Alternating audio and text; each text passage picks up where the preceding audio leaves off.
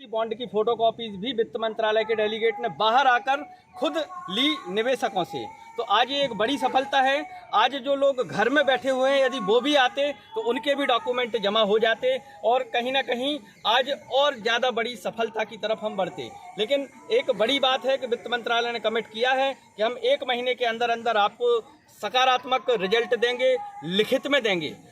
हम पूरे देश के पल्स निवेशकों को यह बताना चाहते हैं कि अगर 1 महीने के अंदर हमें कोई लिखित में उनसे सकारात्मक पहल नहीं मिलती है तो आपको बताना चाहेंगे कि आज यहीं से उन्हीं के सामने हम लोगों ने अनाउंस कर दिया है कि यदि आज 1 महीने में नहीं होता है तो हम 3 फरवरी 2025 को पुनः इससे भी 10 गुनी संख्या में यहाँ पर उपस्थित होंगे और बड़ा प्रोटेस्ट करेंगे। तो कृपया सभी तैयार रहें। अगर हम सफल होते हैं, कुछ अच्छा हो जाता है तो हम इनका धन्यवाद करेंगे और अगर ये फिर से वादा खिलाफी करते हैं तो हम इससे बड़ा प्रदर्शन करेंगे वित्त मंत्रालय पर ही।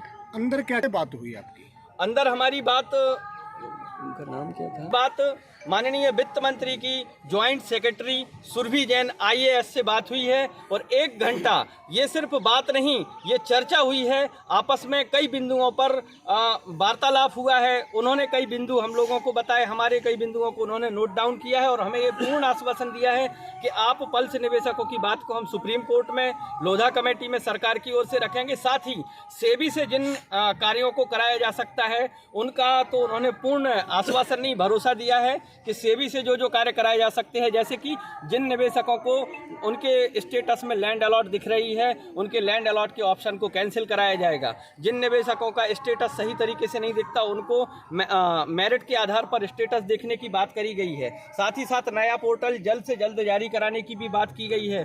जो हमारे 4.5 करोड़ से ऊपर पल्स निवेशक अपना क्लेम नहीं कर पाए उनके लिए ऑनलाइन और ऑफलाइन दोनों तरीके से हम लोगों ने बात रखी है। उन्होंने ऑनलाइन पर सहमति दी है और ऑफलाइन के लिए उन्होंने कहा है कि सुप्रीम कोर्ट से अनुमति के बाद हम ऑफलाइन की भी जो व्यवस्था है आपके हर स्टेट में रीजनल ऑफिस में व्यवस्था देंगे।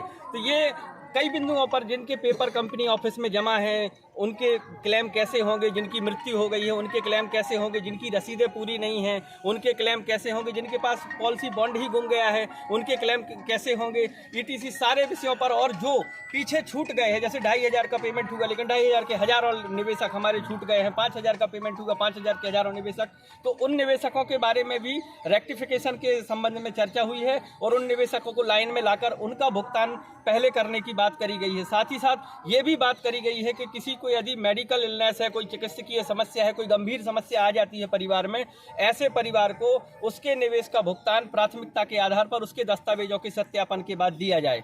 तो ये कुछ पॉइंट्स हमने आपको बताए हैं विस्तार से, महेंद्रपाल सिंह जी आपको तो आज जो प्रोटेस्ट हुआ है वो प्रोटेस्ट सकारात्मक हुआ है और प्रभावी हुआ है। धन्यवाद।